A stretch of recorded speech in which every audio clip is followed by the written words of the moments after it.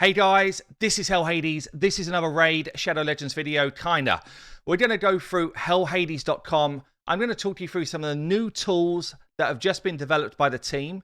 I'm going to tell you about some exclusive offers that only members to hellhades.com are going to have free of charge coming up later on this month. So stay tuned. I'm also going to walk you through some of the stuff that's already on the site that you perhaps don't know about or perhaps don't know how to find. I get asked a ton of questions about this all the time, so I thought I'd try and wrap it into a quick video. If this video is not for you, it's fine. Skip it. But I'm going to do this because I think there's a massive, we've got like 37,000 members on the site now, and a lot of people are using it on a day-to-day basis. Pretty incredible. This website is ranked like top 25 or 30 odd thousand in the world for traffic. It's insane. So thank you for that. Right, let's go into the website first and just kind of talk you through the new navigation that we've got. So if you hover over the kind of navigation bar, any of the different headers, you'll see a drop down that pops up. So the first thing here is we have got a massive Raid Shadow Legends section. Okay, we had so much content on the site, we had to rebuild the whole navigation. And whether you're a new player and you're looking for guides, or whether you're kind of mid-game and you're looking to understand the game a bit better, understanding things like the buffs and debuffs in more detail, understanding how damage is actually calculated, there will be a section in here for you. For a newer player, I'd recommend two places to go to. First one is this tab here, Defining Your Progress. This is kind of new to mid-game, and it will actually talk you through, based on where you are in the game, what should you focus your time on? Okay, so I wrote this article. I think it's still really relevant. So that's one to check out. There's also one here, who should I 60 next? I get asked this question a billion times a day. This is a good kind of go-to just to kind of understand what do you need. So those two I'd say are great for new player guides. On the general guides, I would say mid-game tips, very relevant still, and how is damage calculated. Both of those are super crucial to understanding how to build your champs, and then there's a whole bunch of how to builds. Now we've got the tier list, which is one of the busiest kind of areas of the site, bottom left, and you can click into the tier list, and basically what you get is a front page here. We are revamping this, and we will have this done within the next kind of month or so. We've got a new person who's joined the team who's going to be building this as his first project. But basically, any champion in the game that is rare or above, there's a few uncommons as well. You can search for them and just click through. You'll see the ratings that I give them for different areas of the game. This is all done by me, the ratings. You'll see what I give them in terms of a book value, priorities of where to build, what type of champion they are, and what affinity they are. I then do a blurb around each champion, where I think they're useful. What's their best area of the game? If they're trash, if they're good, are they worth a 60? That type of stuff. And then we go on and I put some recommended masteries in here. Now, the masteries are an option. There are tons of options for just about every champion in the game. Tons. So what I would suggest you do is look at my kind of base level masteries. Most of the masteries that I select here are for an earlier player with lower knowledge. I would presume that if you're already like a late game player, you've got knowledge to understand that you need to build specific masteries for whatever you're doing. It's different to this. So if you're looking for more specifics, I would suggest you watch my video and then watch other videos on the topic as well and find other sources. But the tier list, super popular, and we continue to evolve it all the time. Now let's get on to some of the tools. Now at this point, I want to say, like, these tools would not be developed.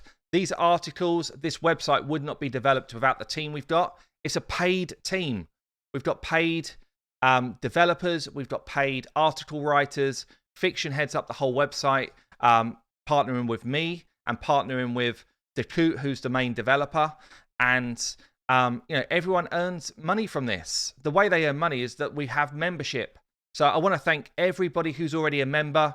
If you want to continue to get these type of tools, continue to evolve this type of space, then please join, be a member. It's like the lowest package is $4.99 a month, and this gives you access to different stuff, which we're going to get onto in terms of the the additional benefits later, but it also helps to keep that team ticking along.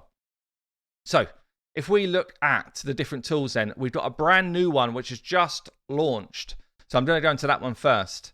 And this one is called here Raid Stages Tool. Okay. This is actually insane. Like, I would suggest you share this with your clans. You share this with your Facebook groups, with your Twitter groups, whatever you're in. Share it away, because this is critical information for playing Raid. Okay, so we're looking here, Dungeon Finder instructions. You click here and it tells you a little bit of info, but I'm going to show you anyway. So what you can do, you can click for your encounter type. So let's say you're in Dungeons and you want to fight against Dragon 20. So you click in here, you click Dragon, which is Dragon's Lair. You click Stage 20. And big props to Saphira, one of the developers on the site, for building this out. Basically what this does is it tells you all of the stats of your opponents for that level. It's insane information. It tells you their speeds, it tells you their resistances, their accuracy levels. Okay? Same for the Dragon. It tells you how much HP he's got, how much defense he's got, how much attack he's got. So you can see here actually that he's got a massive, great big attack. Putting decreased attack on him would be huge in terms of reducing the damage you take.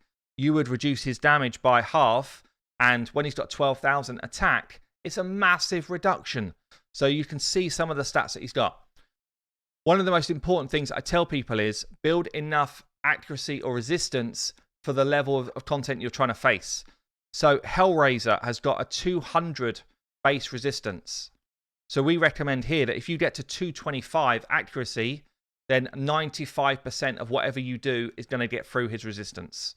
Okay, so the white number is his stat. The yellow number is what we recommend. Okay, so we recommend 225 accuracy to beat his resistance.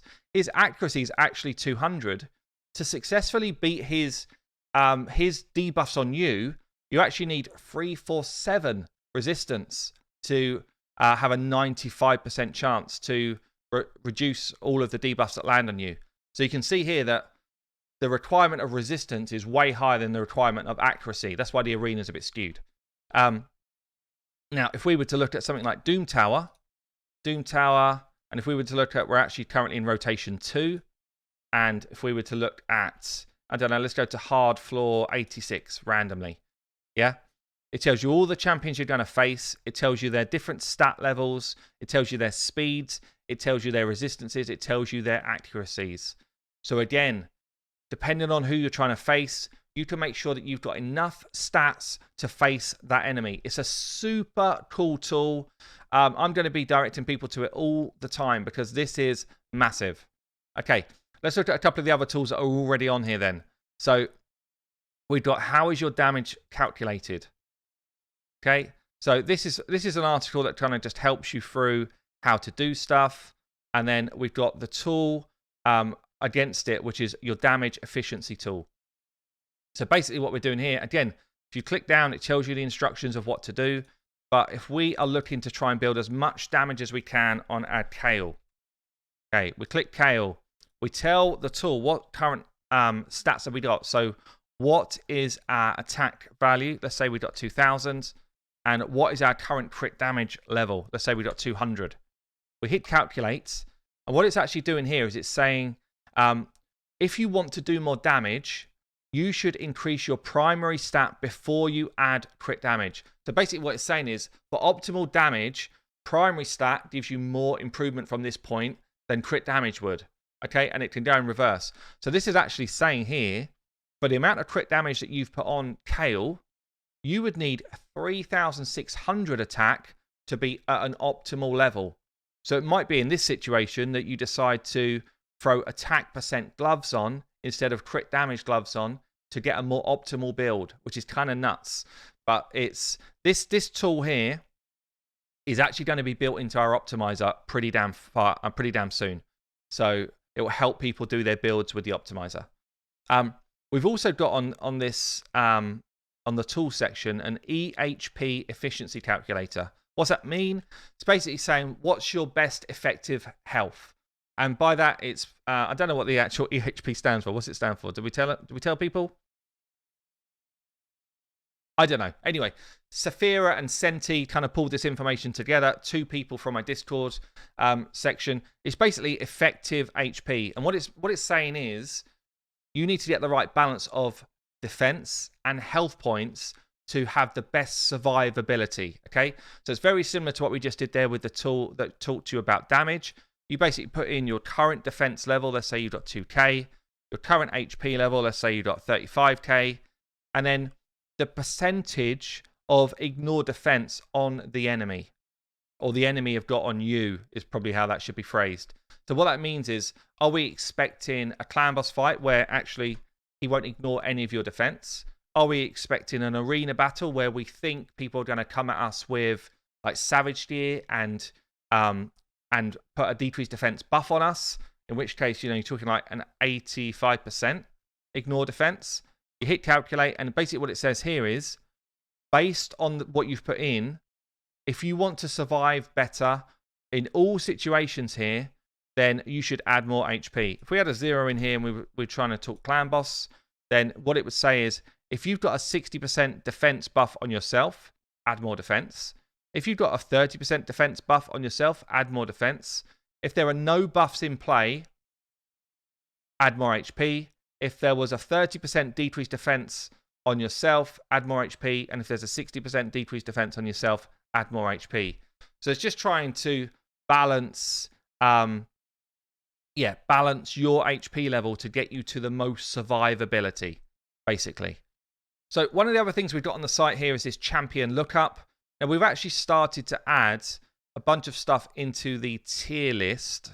Let me just open the tier list a second and show you this. So if we were to look at, I know this one's been done, Abyss. So in the tier list, you'll actually start to see under the different attacks, the damage multiplier. Yeah, damage multiplier of that skill. What does that mean? It takes the base number of attack and it multiplies it by this multiplier. It's different for every champion in the game, and it tells you how much you're actually going to do in terms of damage. This champion lookup tool does the same thing. Okay, so the champion lookup tool is a quicker way to get there. So it tells you all of the rules of what we've assumed. You have to make assumptions with some of this stuff. And again, if you were to click on someone like Abyss, it would say to you what the multiplier is. So exactly the same as what we've just seen in the tier list. But it will also say to you what rating have they got against different things. So damage rating strong and damage rating against clan boss strong. The reason we got the 2 there is the damage rating assumes there's a certain amount of defense. Clan boss has less defense than, say, like an arena. So you almost want to say damage rating is kind of like arena. Clan boss damage rating is clan boss, or a low defense opponent. And what this does is it tells you, is it godlike, is it strong, is it average, or is it weak? Godlike is top 15% of abilities in the game. Okay, we've got a different list for AoE and a different list for single target. So this here is a single target hit. This is strong. Strong is the next 35% down. So godlike, top 15. Strong, next 35% down. Average, next 35% down. Weak, bottom 15%. That's the way we've done it, like a bell curve. And every time new champions are added, we re-plot that curve, so some of these will change. So it tells you on single target, it tells you on AoE, are they strong hitters or not? We also put in there how much do you gain from books. Yeah, because book damage generally can be a massive multiplier to push your numbers up. There's also, if you want more, the spreadsheet behind all of this. Here, you just click it, download your own copy, and then you can fiddle with it. So you can delete the book column if you don't own books. You can delete the mastery column if you're not planning to put any masteries on them. And then you can do your own side-by-side judging of champions that you've got. But this spreadsheet here, it's used a ton. And this information kind of quick check, is my champion good or not? I often use this if I'm trying to find someone who is like a weird nuker, or I'm just trying to test someone because the numbers look like they're good, but we think they're bad. Ogrin Jailer was a great example. It was like, damn, this guy has got godlike across the board. I need to do a video on this guy because I thought he was trash. Turns out he's ridiculous. He hits harder than almost anyone in the game. So very cool just to kind of have a quick reference and check your champions on that. Other stuff in here, we've got a whole kind of clan boss and dungeon guides. We've got the different faction guides. We've got a faction war tier list, which currently just links back to my old tier list. It will come as web space in the future. We've got gear tier lists. So again, it just kind of links by rating of different gear types, where they should sit. One other thing I will call out as well is down the right-hand side of the homepage, but basically any raid page, you've got champion skills.